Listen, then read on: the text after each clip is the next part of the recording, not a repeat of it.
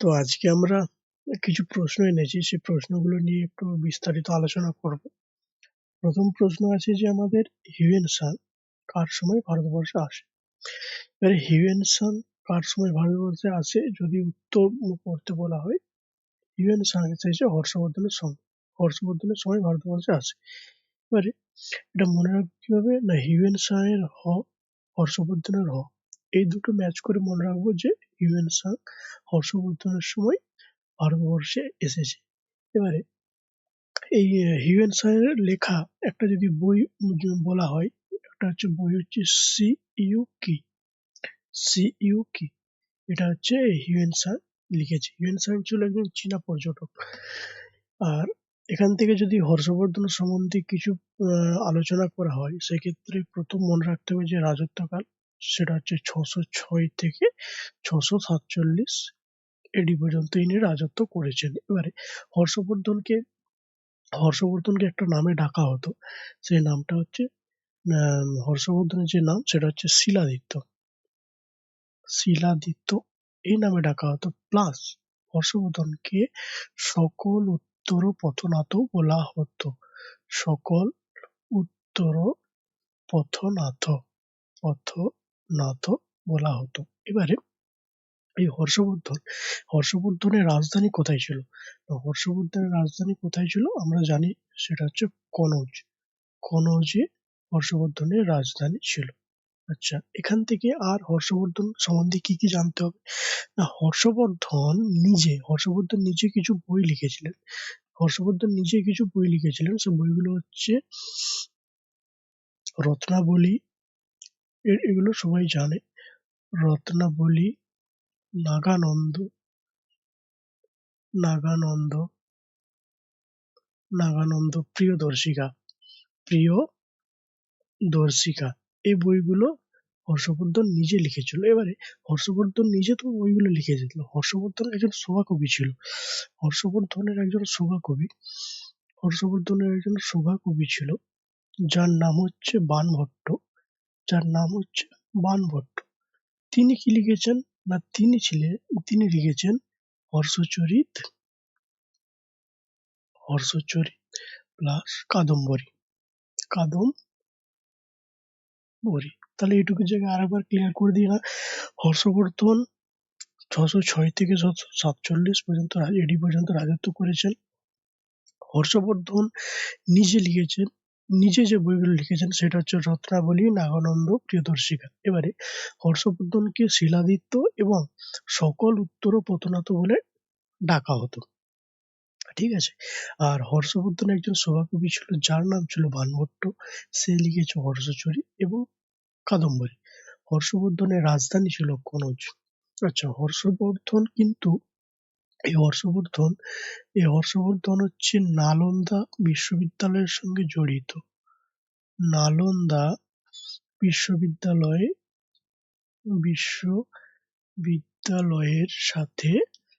সাথে কিন্তু এর সম্পর্ক আছে। এটা পরীক্ষায় এসেছিল। হর্ষবর্ধন নালন্দা বিশ্ববিদ্যালয়ের সাথে জড়িত। এবারে আর কিছু কি বাকি রইল হর্ষবর্ধনের সম্বন্ধে আরেকটা জিনিস আমাদেরকে জানতে হবে, যেটা হচ্ছে হর্ষবর্ধন নর্মদা নদীর তীরে দ্বিতীয় পুলকেশীর সঙ্গে যুদ্ধ করেছিল। এই জিনিসটা আমাদেরকে একটু জানতে হবে। আচ্ছা, এবারে আসা যাক দ্বিতীয় চন্দ্রগুপ্ত এনাকেই কিন্তু আমরা বিক্রমাদিত্য নামে চিনি।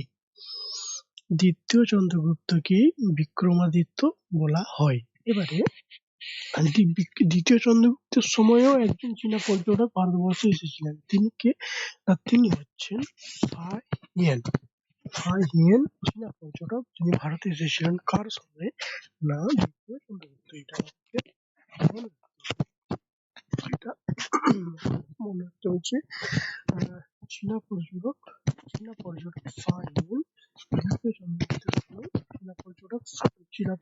ফাহিয়েন দ্বিতীয় চন্দ্রগুপ্তের সময় ভারতবর্ষে এসেছেন। এবারে দ্বিতীয় চন্দ্রগুপ্তের সম্পর্কে আমরা কোথা থেকে জানতে পারি না, দ্বিতীয় চন্দ্রগুপ্তের সম্পর্কে আমরা দিল্লির দিল্লির কুতুব লৌহ স্তম্ভ থেকে এর কথা জানতে পারি। দিল্লির কুতুব লৌহ লৌহ স্তম্ভ থেকে দ্বিতীয় চন্দ্রগুপ্তের কথা আমরা জানতে পারি। ঠিক আছে। আহ দ্বিতীয় চন্দ্রগুপ্ত ক্লিয়ার হলো। এবার আসা যাক সমুদ্রগুপ্তে। সমুদ্রগুপ্ত থেকে আমরা কি মনে রাখবো? সমুদ্রগুপ্তের একটা সুন্দর উপাধি ছিল, সেটা হচ্ছে ভারতের নেপোলিয়ান। সমুদ্রগুপ্তকে আমরা ভারতের সমুদ্রগুপ্তকে আমরা ভারতের নেপোলিয়ান বলে চিনি। নেপোলিয়ান এটা কে বলেছিল? ভিনসেন্ট স্মিথ বলেছিলেন সমুদ্রগুপ্তকে ভারতের নেপোলিয়ান। এছাড়াও সমুদ্রগুপ্তকে বলা হতো যে কবিরাজ। সমুদ্রগুপ্তকে কবিরাজ বলা হতো। তাছাড়াও ওনাকে বলা হতো যে 100 যুদ্ধের বীর পুরুষ। 100 যুদ্ধের বীর পুরুষ। সমুদ্রগুপ্ত তাহলে 3টে মনে রাখবো আমরা কি নাম। ওনাকে ভারতের নেপোলিয়ান বলা হতো, ওনাকে কবিরাজ বলা হতো এবং 100 যুদ্ধের বীর পুরুষও বলা হতো। সমুদ্রগুপ্তের একটা লেখা বই আছে যার নাম সমুদ্রগুপ্তের লেখা একটা বই যেটার নাম হচ্ছে কৃষ্ণ চরিতম। এটা মনে রাখতে হবে। এছাড়াও যে সমুদ্রগুপ্ত সম্পর্কে আমরা জানতে পারি প্রয়াগ প্রশস্তি থেকে। প্রয়াগ প্রশস্তি থেকে আমরা এর সম্বন্ধে জানতে পারি। এটা কে লিখেছিলেন? না, এটা লিখেছিলেন সমুদ্রগুপ্তের সভাকবি ছিলেন হরিসেন। এই হরিসেন প্রয়াগ প্রশস্তি লিখেছিলেন। এই প্রয়াগ প্রশস্তি থেকে আমরা সমুদ্রগুপ্তের সম্পর্কে জানতে পারি। এছাড়াও সমুদ্রগুপ্ত কিন্তু খুব ভালো বীণা বাজাতেন। হ্যাঁ, সমুদ্রগুপ্ত খুব ভালো বীণা বাজাতেন, এটুকু মনে রাখো। এবারে আসি যে অশোক। আচ্ছা, অশোক অশোককে অশোকের সম্বন্ধে অশোকের সম্বন্ধে যদি আমরা কথা বলি তো আমরা জানি যে অশোক প্রথম দিকে খুব আহ চণ্ডাশোক ছিলেন, মানে মারকাট এরকম ওনার স্বভাব ছিল। সে মারপিট করে কাটাকাটি করে রাজ্য জয় করবে। কিন্তু 261 খ্রিস্টাব্দে দয়া নদীর তীরে উড়িষ্যার কলিঙ্গতে 261 খ্রিস্টাব্দে দয়া নদীর তীরে পদ্মনাভের বিরুদ্ধে তিনি একটা যুদ্ধ করেছিলেন যেটার নাম হচ্ছে কলিঙ্গ যুদ্ধ। এবারে ওই কলিঙ্গ যুদ্ধে এত পরিমাণ মারপিট কাটাকাটি হয় যে দয়া নদীটা ছিল, কথিত আছে ওই দয়া নদীটা রক্তে বন্যা বয়ে গেছিল। তো সেই যে জিনিসটা দেখে অশোকের মনে গভীর একটা ফেলেছিল, যার জন্য তিনি ওই মারপিট আর ওইসব ছেড়ে দিয়ে মানে চণ্ডাশোক থেকে একদম ধর্মাশোকে পরিণত হয়েছিলেন। তিনি ওই টাইমে বৌদ্ধ ধর্ম গ্রহণ করেছিলেন। সেটা হচ্ছে উপগুপ্ত বা মুগালিপুত্র তিসা বা উপগুপ্তের কাছ থেকে তিনি বৌদ্ধ ধর্ম গ্রহণ করেছিলেন। দিয়ে বলেছিলেন যে সকল প্রজা আমার পিতা। এই কথাটি তিনি বলেছিলেন যে এরকম বলেছিলেন যে সর্ব মানুষের পুঁজি মম, এরকম একটা কথা বলেছিলেন। তিনি সকল প্রজাগণের পিতা হিসাবে তিনি নিজেকে অভিহিত করেছিলেন। তারপরে ওনার যে ছেলে ছিল মহেন্দ্র এবং সংঘমিত্রা, ছেলে এবং মেয়ে, এই দুজনকে শ্রীলঙ্কাতে পাঠিয়েছিলেন বোধিবৃক্ষ চারা মানে শান্তির দূত হিসাবে শ্রীলঙ্কায় পাঠিয়েছিলেন বোধিবৃক্ষের একটা চারা গাছ নিয়ে, ঠিক আছে, শান্তি প্রতিষ্ঠা করার জন্য।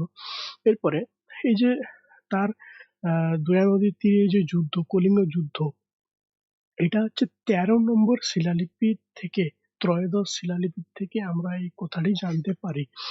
ঠিক আছে। আর অশোকের কলিঙ্গ যুদ্ধ যখন হয়ে গেছিল তখন অশোক তার রাজধানী পরিবর্তন করেছিল। প্রথমে তার রাজধানী ছিল পাটলিপুত্র, কিন্তু ওই কলিঙ্গ যুদ্ধের পর তিনি তার রাজধানী তক্ষশিলাতে পরিবর্তন করেছিলেন। এবার আমি এটা লিখে দিই হালকা করে যে অশোক 261-তে 261 খ্রিস্টাব্দে দয়া নদীর তীরে পদ্মনাভের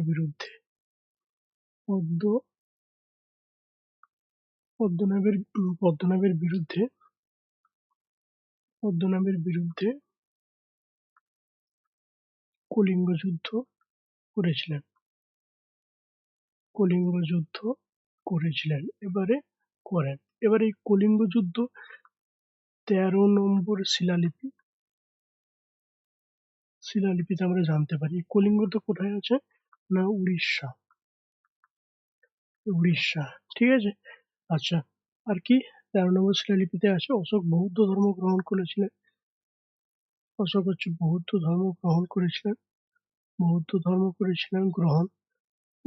ধর্ম গ্রহণ করেন কার কাছে? উপগুপ্ত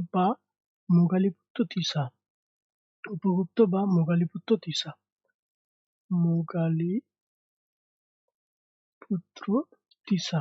এনার কাছ থেকে তিনি বৌদ্ধ ধর্ম গ্রহণ করেছিলেন এবং বৌদ্ধ ধর্মের বোধিবৃক্ষ শ্রীলঙ্কায়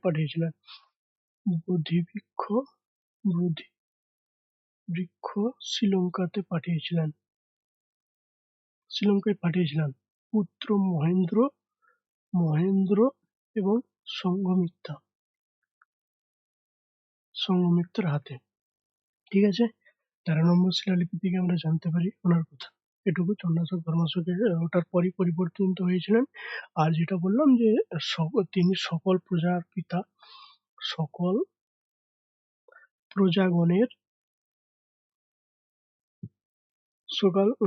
প্রজাগণের পিতা হিসাবে নিজেকে অভিহিত করেছিলেন। ঠিক আছে। তাহলে অশোক, সমুদ্রগুপ্ত, চন্দ্রগুপ্ত, হর্ষবর্ধনের 4টে ক্লিয়ার হলো। এবার আসে বিহু কোথাকার লোকনৃত্য। বিহু যদি বলা হয়, মেনলি বিহু হচ্ছে আসামের বিহু। এবারে বিহুর অনেকগুলো ভাগ আছে, যেমন হচ্ছে বহাগ বিহু, মাঘ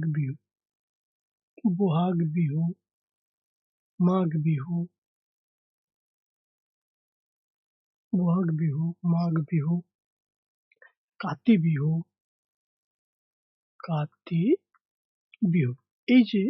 এইগুলো কিন্তু আসামে হয়। আসামে বহাগ বিহু, মাঘ বিহু, কাতি বিহু এইগুলো আসামে হয়। এবারে আসামে একটা উৎসব হয়, সেটা হচ্ছে আম্বুবাচি। আসামে একটা উৎসব হয়, সেটার নাম হচ্ছে আম্বুবাচি। এই আম্বুবাচি এটা হচ্ছে কামাখ্যা মন্দিরে হয়। এই আম্বুবাচিকে নর্থ ইস্টের কুম্ভ মেলা বলে। এটা মনে রাখতে হবে। এছাড়াও আসামে আরো কিছু আছে, যেমন দিহং পাটকাই, তারপরে আছে মাজুলি উৎসব। এগুলো আসামে হয়। হ্যাঁ। আচ্ছা, আসামটা এটা হলো, এগুলো ইম্পর্টেন্ট ছিল বলে দিয়েছি। এবারে পাঞ্জাবের যে একটা কথা আমরা সেটা মনে রাখি যে পাঞ্জাব তো পাঞ্জাবে মেনলি হচ্ছে লোহরি হয়, হোল্লা মোল্লা। আচ্ছা, আর কি হয়? কিলা রায়পুর কিলা উৎসব বা কিলা রায়পুর উৎসব পাঞ্জাবের ক্ষেত্রে এগুলো মনে রাখতে হবে। আর মহারাষ্ট্র, যেটা বলতে যাচ্ছিলাম আমি, মহারাষ্ট্র একটা আমরা কথা পড়েছি যে লাবণী ললিতা মহারাষ্ট্রের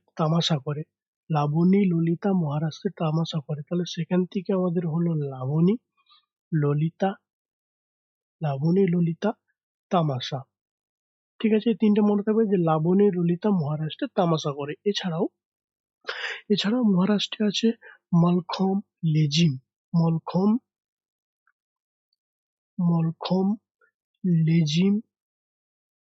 মহারাষ্ট্রে এগুলো হয়।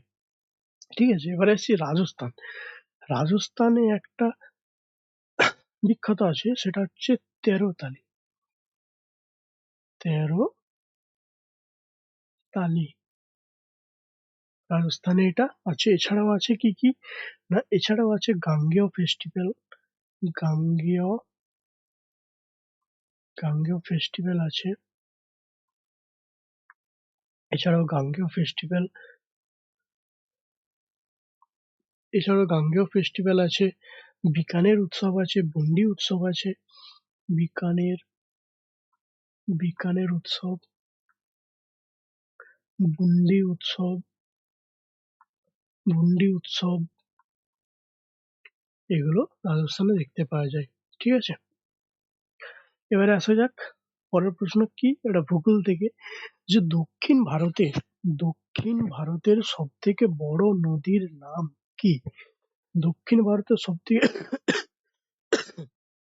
দক্ষিণ ভারতের সব থেকে বড় নদী, সেটা হচ্ছে আমরা জানি গোদাবরী। এবারে এই গোদাবরীকে গোদাবরীকে বলা হয় দক্ষিণ ভারতের গঙ্গা। এটা প্রায় সবাই জানে। দক্ষিণ ভারতের গঙ্গা বলা হয় গোদাবরীকে।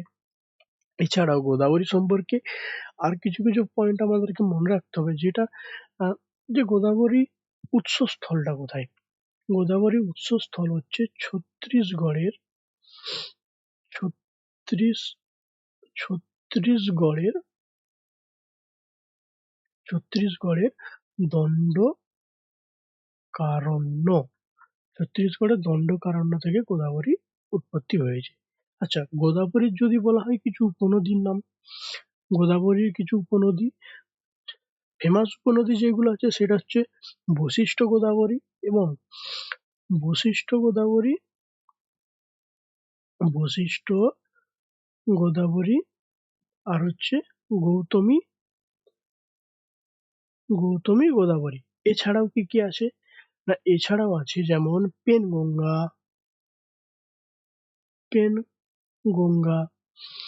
আচ্ছা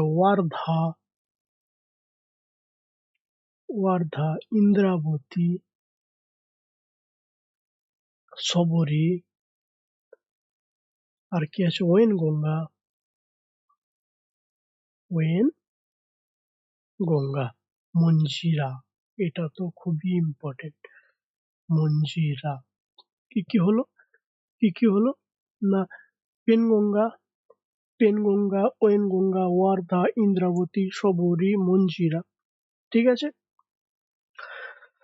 আচ্ছা, তাহলে গোদাবরীটা মোটামুটি, গোদাবরীর উৎসস্থল কোথায়, না ছত্তিশগড়ের দণ্ডকারণ্য। গোদাবরীকে দক্ষিণ ভারতের গঙ্গা বলে। গোদাবরীর উপনদী হচ্ছে বশিষ্ঠ গোদাবরী, গৌতমী গোদাবরী, পেনগঙ্গা, ওয়েনগঙ্গা, ওয়ার্ধা, ইন্দ্রাবতী, শবরী, মঞ্জিরা। ঠিক আছে, এবারে আছে কৃষ্ণা।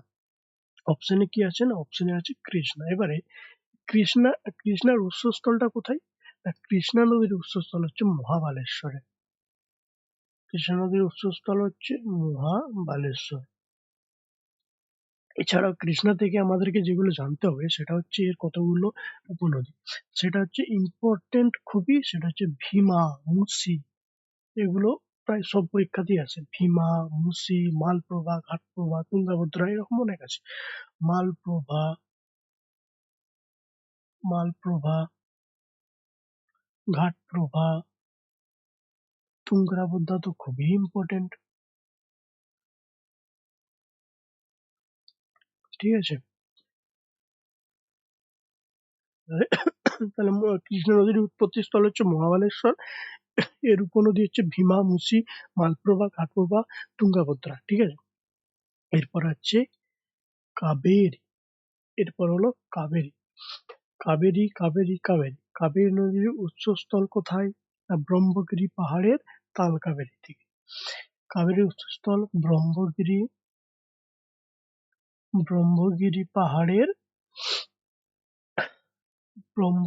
পাহাড়ের তাল কাবেরী থেকে। পাহাড়ের কোথায় থেকে, না তাল কাবেরী থেকে এর উৎসস্থল। এবারে এই কাবেরীকে একটা বলা হয়, যেটা হচ্ছে সেটা হচ্ছে দক্ষিণী গঙ্গা। যদি বলা হয় যে দক্ষিণী গঙ্গা কাকে বলা হয়, সেক্ষেত্রে উত্তর হবে কাবেরী। কিন্তু যদি বলে যে দক্ষিণ ভারতের গঙ্গা, তখন হবে গোদাবরী। এটা খেয়াল রাখবে, দক্ষিণী গঙ্গা, কাবেরীকে বলা হয় দক্ষিণী গঙ্গা। আচ্ছা, কাবেরীর কতগুলো কাবেরীর কতগুলো আহ, যদি উপনদীর কথা বলা হয়, সেটা হচ্ছে পূর্ণা, পূর্ণা, বেতুল, পূর্ণা,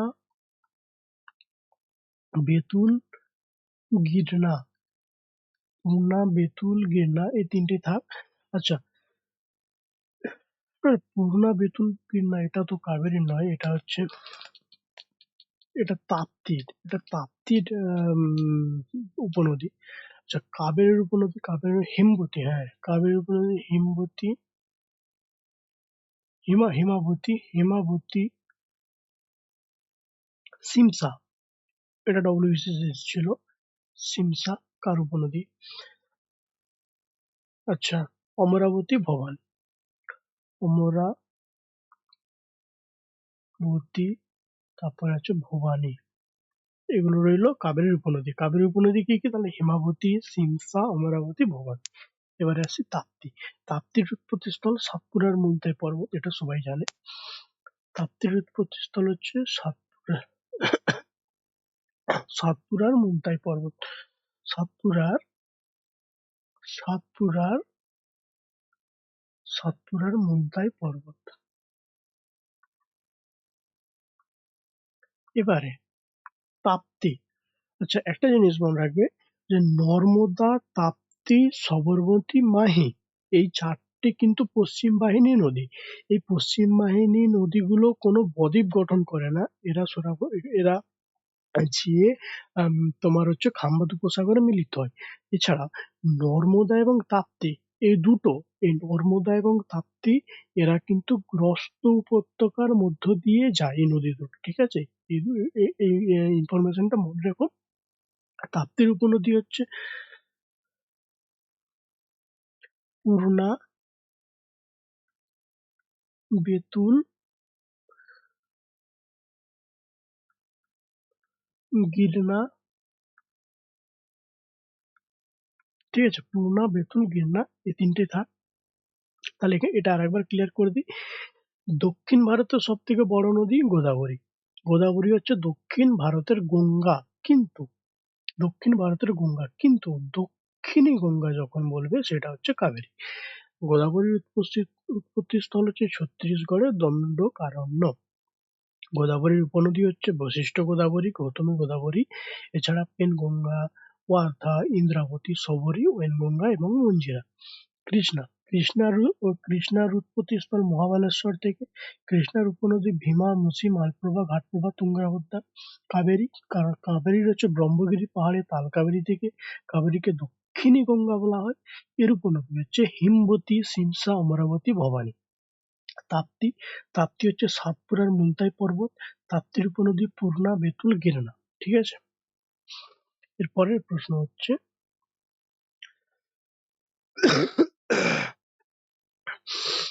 কমলা নারায়ণ কমলা নারায়ণ কমলা নারায়ণ কোন নৃত্যের সাথে জড়িত? কমলা নারায়ণ যে নৃত্যের সঙ্গে জড়িত, সেটা হচ্ছে ভারতনাট্যম। সেটা উত্তর কি? আচ্ছা, এটাই কি আমি ঠিক করেছিলাম? না গোদাবরী? দক্ষিণ ভারতের সব, এটা ঠিক করা হয়নি, এটা বিহু হচ্ছে আসাম। ঠিক করা হয় নাই, হর্ষবর্ধন। কমলা নারায়ণ কোন নৃত্যের সঙ্গে জড়িত? কমলা নারায়ণ হচ্ছে ভারতনাট্যমের সঙ্গে জড়িত। এবারে ভারতনাট্যম যে জিনিসটা, ক্লাসিক্যাল ড্যান্সটা, এটা কিন্তু আগে নাম ছিল দাসিরাট্টম বা সাদিরাট্টম। এরকম কেন নাম হলো? না, আহ, তামিলনাড়ুর মন্দিরের যে দেবদাসী ছিলেন, দেবদাসীগুলো এই নাচটা করতেন বলে এটাকে দাসিরাট্টম বা সাদিরাট্টম নাম দিয়েছে। কারণ মন্দিরের দাসীরা এটা পরিবেশন করতো, তার জন্য দাসিরাট্টম বা সাদিরাট্টম। এবারে ভারতনাট্যম নামটা কে দিয়েছে? ভারতনাট্যম নামটা দিয়েছে কৃষ্ণা আইয়ার। কৃষ্ণা আয়ার, ঠিক আছে। আর এই ভারতনাট্যম এটা কিন্তু সব থেকে পুরনো ক্লাসিক্যাল ডান্স, ঠিক আছে। তাহলে এটা লিখে দিয়ে একটু, ভারতনাট্যম নাম দিয়েছে, ভারতনাট্যম নামটা দিয়েছে কৃষ্ণা কৃষ্ণ আয়ার, কৃষ্ণ আয়ার এই ভারতনাট্যম নামটা দিয়েছে। এবারে এই ভারতনাট্যম সব থেকে পুরনো।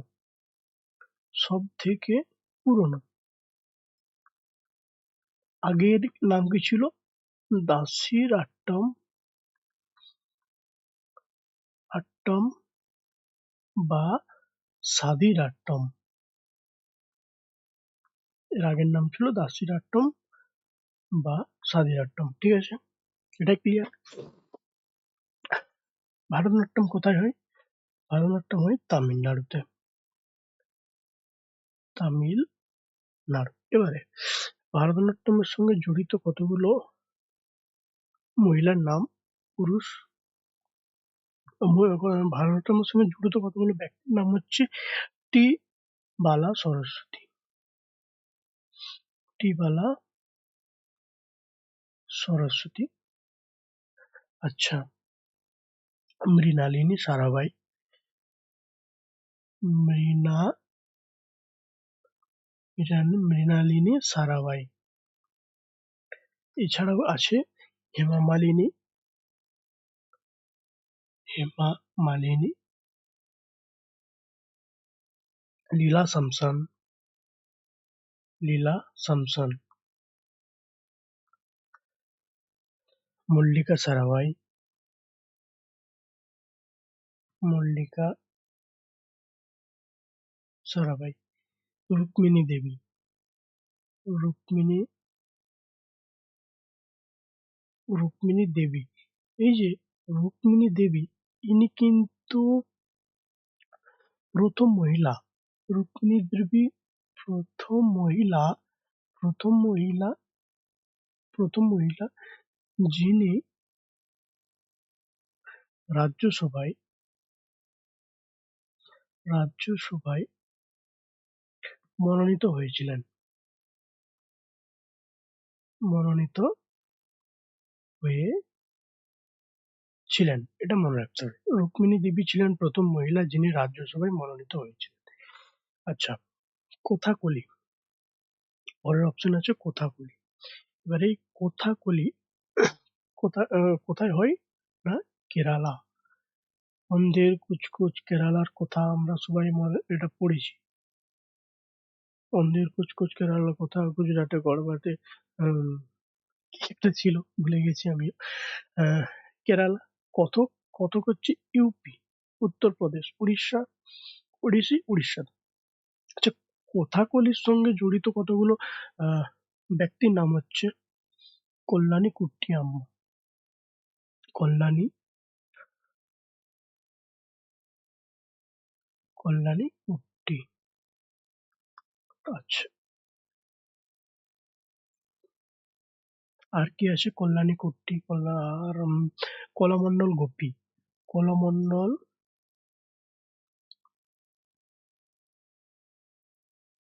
গোপী, এই দুটোই কথাগুলির সঙ্গে জড়িত এই দুটো ব্যক্তি।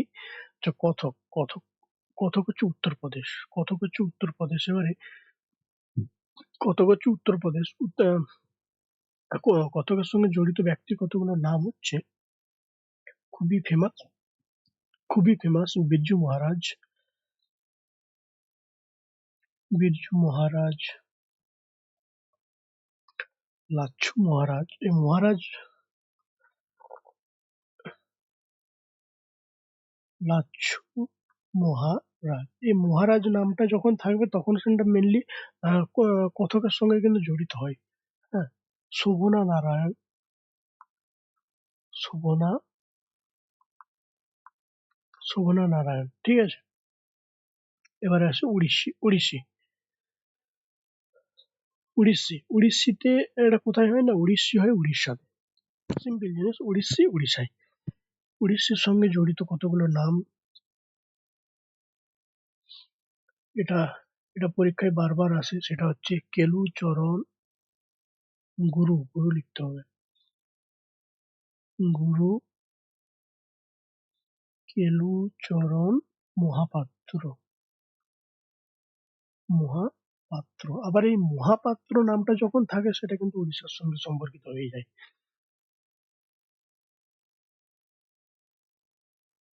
কেলুচরণ মহাপাত্র সংযুক্তা পাণিগ্রাহী।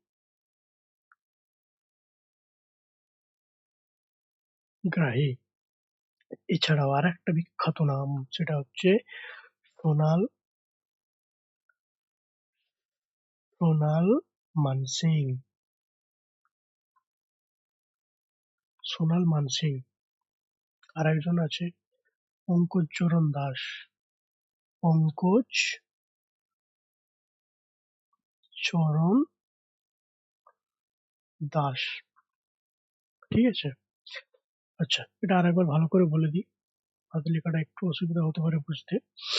যাই হোক, কমলা নারায়ণ কোন নৃত্যের সঙ্গে জড়িত? না ভারতনাট্যম। ভারতনাট্যম হচ্ছে সব থেকে পুরনো, কোথায় হয়? না তামিলনাড়ুতে। ভারতনাট্যম নাম দিয়েছে কৃষ্ণা আইয়ার। আচ্ছা, এই যে ক্লাসিক্যাল ড্যান্স এই যেগুলো বললাম, এই ক্লাসিক্যাল ড্যান্স গুলোর কথা আমরা জানতে পারি ভরতমুনির লেখা নাট্যশাস্ত্র থেকে। নাট্যশাস্ত্র কে লিখেছে? ভরতমুনি। ঠিক আছে।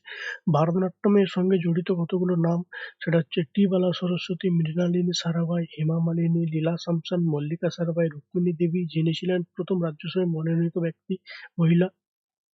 কথক। কথক হচ্ছে উত্তরপ্রদেশে। কে কে কে আছেন? না বিরজু মহারাজ, লাচ্ছু মহারাজ, শোভনা নারায়ণ। এই মহারাজ শব্দটা কথকের সঙ্গে উত্তরপ্রদেশে জড়িত। ওড়িশি। ওড়িশি গুরু কেলুচরণ মহাপাত্র, সংযুক্তা পানিগ্রাহী, সোনাল মাংসিং।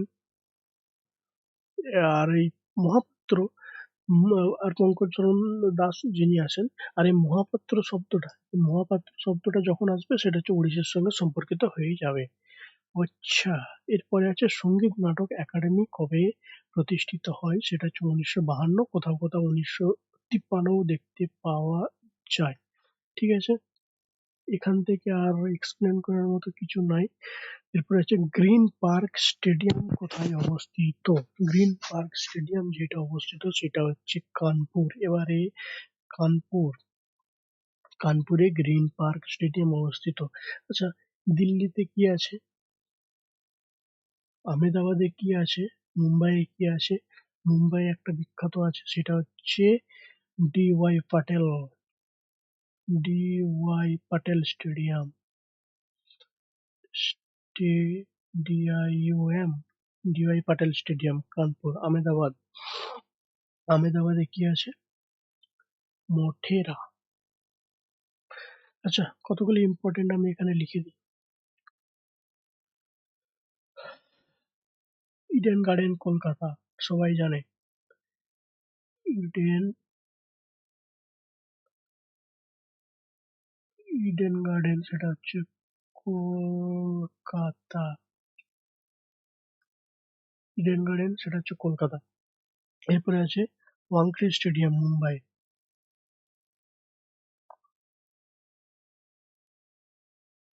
ওয়াংখেড়ে স্টেডিয়াম আছে মুম্বাই। আচ্ছা, আর কি কি আছে?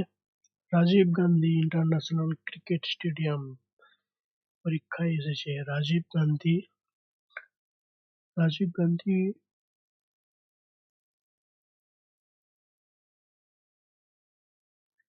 গান্ধী ইন্টারন্যাশনাল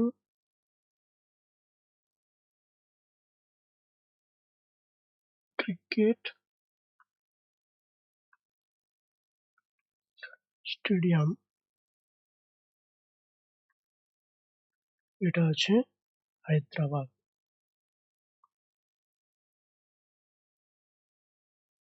পরীক্ষায় এসেছে। এটা তাহলে এতদূর পর্যন্তই।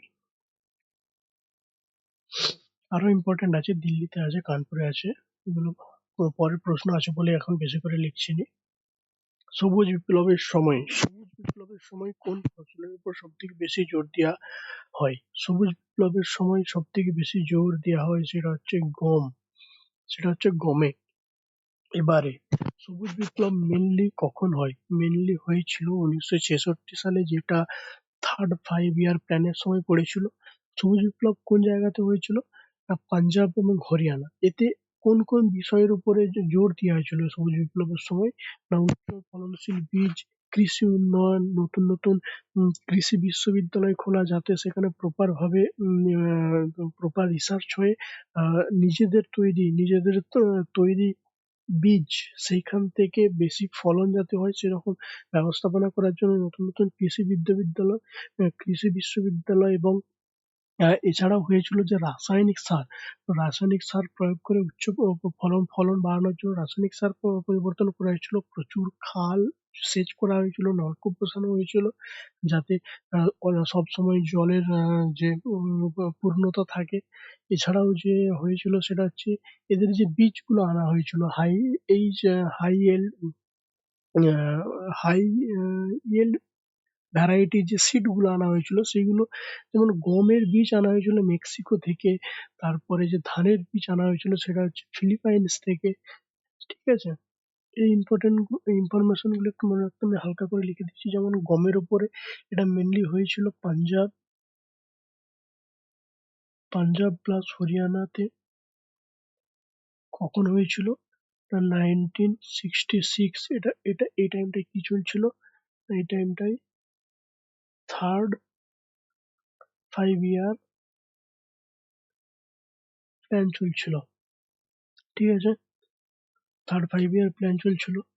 এই সময় রাসায়নিক সার রাসায়নিক সার অনেক কৃষি বিশ্ববিদ্যালয়,